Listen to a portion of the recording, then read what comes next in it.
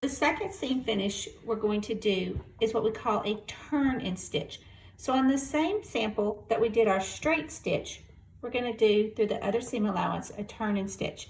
So what we're going to do is we are going to take our fabric and we're going to fold that seam allowance in half back so it meets the seam. And we're going to iron that down.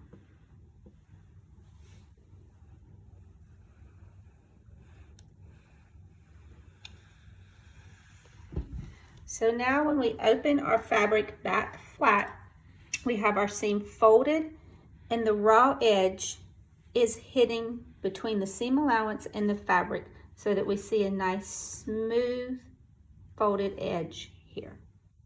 After we have folded our fabric, now we're ready to actually stitch to do that turn and stitch seam finish. So now we are just going to do a plain stitch within that folded seam allowance. So again, we're going to back stitch and then we are going to sew down through the folded seam allowance.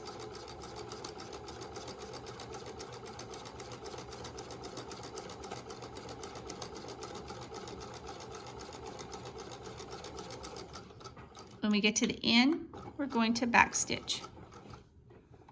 Raise your presser foot, cut your threads, and then when you open it up, you should see a folded smooth edge with a stitching through it that went through both layers of the folded seam allowance only.